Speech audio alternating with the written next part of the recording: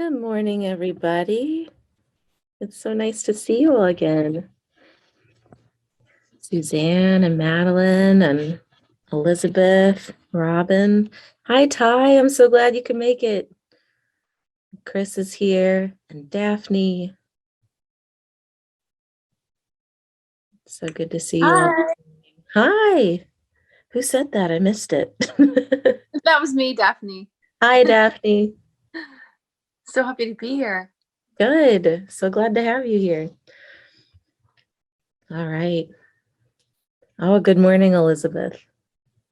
Yeah, I noticed that yesterday I didn't see the chat at all. It was closed when I was talking to everybody. So, anyone who happens to be joining us later who is listening on the replay, I just want to mention that for the first few minutes here, we will just kind of say hi to each other and wait a few minutes for anyone that might be, coming in a little bit late, and then we'll do yesterday we didn't do a reading because we just sort of talked a little bit about what we want to keep in mind as we're starting to meditate. And we'll, do a little just brief reminder of that each day to kind of let that sink in. But today I do have a reading picked out, and that's something that we'll do sort of each day from now on. Just some brief little thing that gives us a little bit of a focus for our day, or sometimes there's just sort of that nudge of something to share, and then there will be one person that's like the game changer for their day. So I have a reading on enthusiasm today. Enthusiasm is one of my favorite topics. I absolutely love enthusiasm. So we'll see why in just a minute here. So we'll give a couple more moments for anyone that might be filtering in. And I hope everybody got the email about where the replays will be posted. Good. I'm seeing heads nodding. And yeah, while we're waiting for folks, I'll just go ahead and sort of briefly remind of what it is that our focus is here for this month, which is consistency. So it's awesome to see everybody again. And any time that you're not able to make this 9 a.m. time slot in Eastern time, that replay will be available. So at some point throughout your day, just being able to find a little time to go to that replay and listen to it, give yourself that treat. Even if you can't make it to the replay for some reason, setting a timer yourself for 15 minutes, your phone will do. You have all the tools you need. So just giving yourself that moment. When we do that every single day, it really helps our bodies, our minds, our spirits sort of build this endurance, this stamina, this consistency. And that's just going to be a different experience than if we do it, once one day and then twice another day, and then maybe miss a few days and then come back to it. When we do this regularly, it gets our body in that state, and it helps our body return to that state more quickly. So a lot of the benefit of yoga or meditation is that your body gets used to returning to that relaxed state more quickly. And so especially in a world where we have constant pings and noises and stresses and responsibilities and everything coming at us all the time, it's a really, really useful tool to be able to relax quickly. And that really just gives you sort of like a clean slate from which to respond to the world around you. So that's one of the really great things about the consistency aspect of coming back to this practice every single day. So just the reminder that we want to sit somewhere where our sit bones can make good contact with the floor, whether that's or with the surface, whether that's in a chair or whether that's on a meditation stool or cushion or on the floor, whatever it is, just having that nice contact, allowing the spine to rise up, a little bit of space between each vertebra. Letting the chin sort of slightly drop toward the chest and feeling that length in the back of the neck. Imagining as if the head is a balloon kind of floating off the top of the spinal column. And that's sort of the most important part, is just having this nice, relaxed, long, available spine. And this is something you can come back to also throughout your day, just noticing how your posture is doing. I'm going to read a little bit here from this book about enthusiasm. This is by someone, a Hindu Swami Chidvilasananda.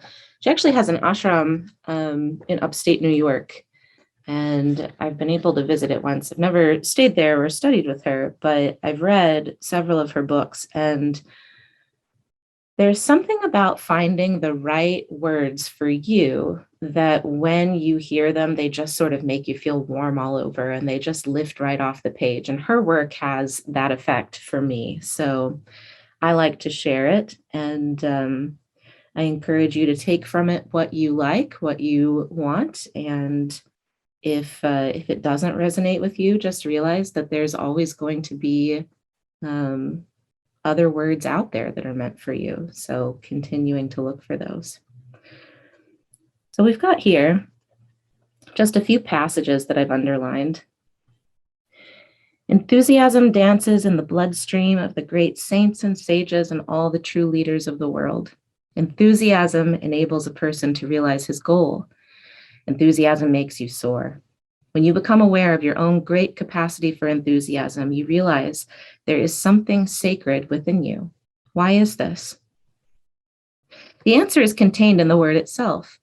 If you trace it back to its roots, you discover that the word enthusiasm comes from the Greek enthusiasmos. The syllable en means in, within, or possessed, and theos means God. So the word enthusiasm literally means carrying God within, or possessed of the inner Lord. When you are filled with enthusiasm, you are filled with the energy of God, with great power, with amazing grace. To become fully conscious of what you are carrying inside is to inherit all of heaven. This awareness frees you completely from worry. You are filled with God. What can possibly dampen your spirit?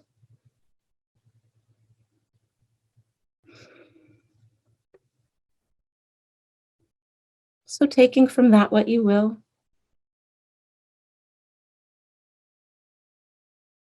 Many times people like to replace the word God with something that's more comfortable for them if they need to.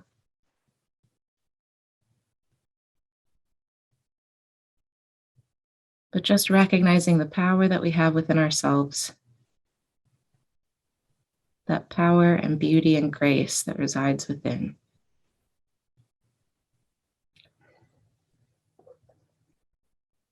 Now bringing our eyes gently closed, sitting up nice and tall, getting comfortable for about the next 15 minutes. Letting yourself breathe through the nose if possible. Just sort of gently letting your awareness step back from your thoughts to observe them.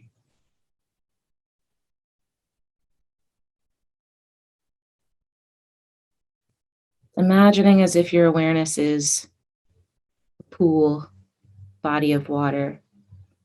Your thoughts can be little pieces of bait kind of dangled throughout the water. You don't have to take the bait. You can move through, notice each of them, and not get hooked and dragged along somewhere else by each of those thoughts. So setting the timer for 15 minutes, beginning now.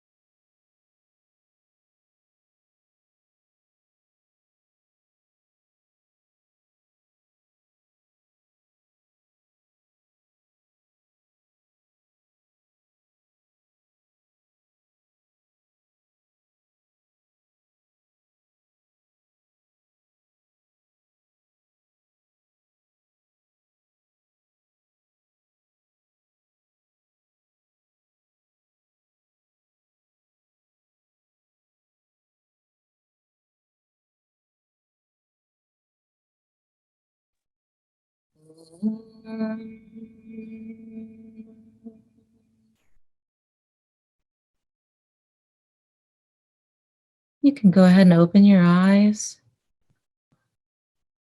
Wiggle your hands, move your shoulders a little bit, bring yourself back into the world.